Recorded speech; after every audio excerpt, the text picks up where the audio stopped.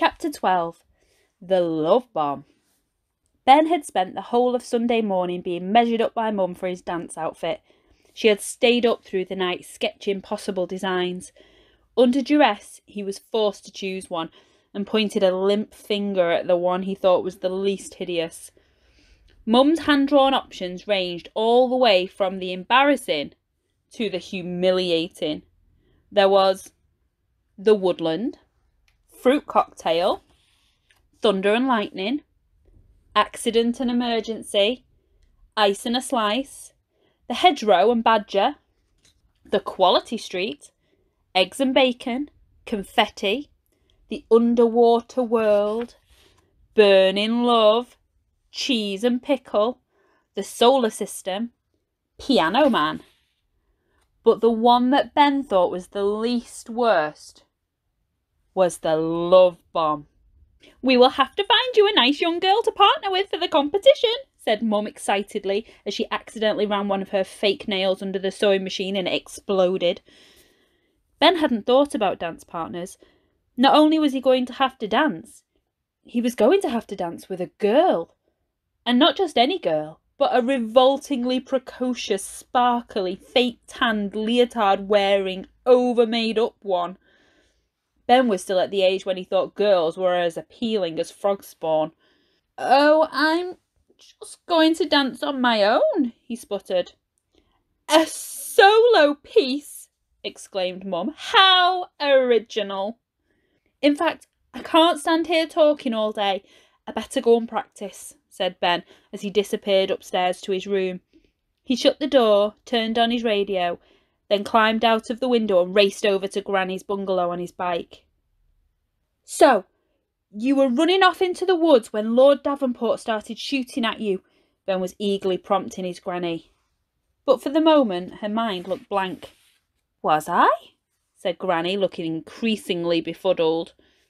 "That's where the story ended last night. You said you had snatched the ring from the Davenport's bedroom and were running across the lawn when you heard shots." "Oh, yes, muttered Granny, her face suddenly illuminated. Ben smiled broadly. He suddenly remembered how he had used to love his Granny telling stories when he was younger, transporting him to a magical world. A world where you paint pictures in your mind that are more thrilling than all the movies or TV shows or video games in the universe. Only a couple of weeks ago he had pretended to be asleep to stop her telling him a bedtime story. Clearly he'd forgotten how thrilling stories could be. "I was running and running," continued Granny breathlessly, as if she actually was running. "And I heard a shot ring out, then another. I knew from the sound that it was definitely a shotgun rather than a rifle." "What's the difference?" asked Ben. "Well, a rifle shoots one bullet and is more accurate, but a shotgun sprays hundreds of little deadly balls of lead. Any idiot can hit you if they fire a shotgun in your direction." "And did he?" said Ben. His smile had faded now. He was genuinely worried. "Yes, but luckily I was far away by then, so I was only grazed. I could hear the dogs barking too. They were hunting me, and I was only a small girl. If they had caught me, the hounds would have ripped me to shreds." Ben gasped in horror. "So how did you get away?" he asked.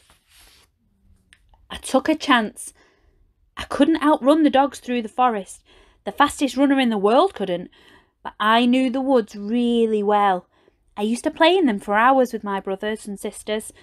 I knew if I could just get across the stream, then the dogs would lose the scent." "How come?" "Dogs can't follow a scent across water, and there was a great oak tree just on the other side of the stream. If I climbed that tree, I might be safe." Ben couldn't imagine his Granny climbing stairs, let alone a tree. She had lived in her bungalow ever since he could remember. "More shots rang out through the darkness as I ran towards the stream," continued the old lady, "and I stumbled in the gloom of the forest. I tripped on a tree root and fell face first in the mud.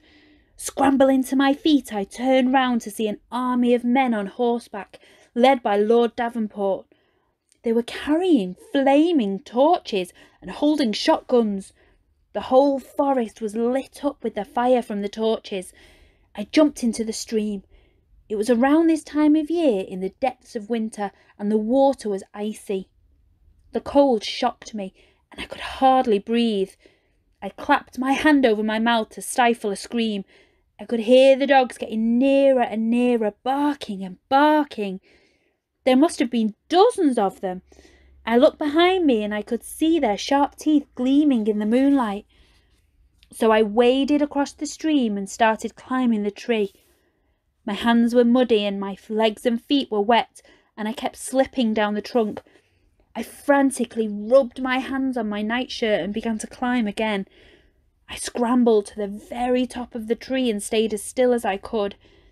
I heard the dogs and the army of Davenport's men follow the stream down to a different part of the forest. The dogs' ferocious barks became distant, and after a while the torches were just specks in the distance. I was safe. I shivered up that tree for hours. I waited until dawn, slid down the tree, and made my way back to our cottage. I crept into bed and lay there for a few moments before the sun rose. Ben could picture everything she described perfectly in his mind.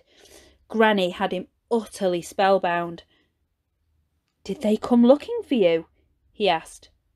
"Well, no one got a good enough look at me, so Davenport had his men search everywhere in the village. Every cottage was turned upside down to look for the ring." "Didn't you say anything?" "I wanted to. I felt so guilty. But I knew if I owned up I would be in deep trouble. Lord Davenport would have me publicly flogged in the village square." "So what did you do?" "I swallowed it." Ben couldn't believe his ears. "The ring, Granny? You swallowed the ring?" "I thought it was the best way to hide it. In my stomach. A few days later it came out when I went to the toilet." "That must have been painful," said Ben, his bum wincing at the thought. Passing a big diamond ring out of his bottom didn't sound in any way enjoyable. "It was painful. Excruciating, in fact." Granny grimaced.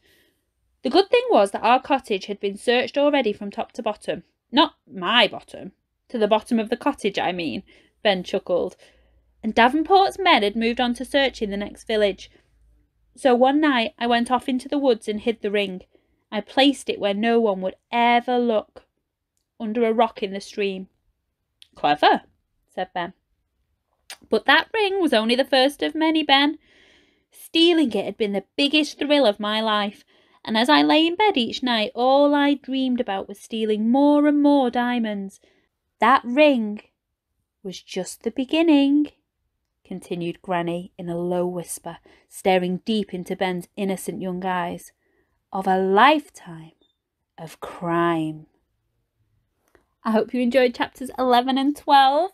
Join us next time for chapters 13 and 14.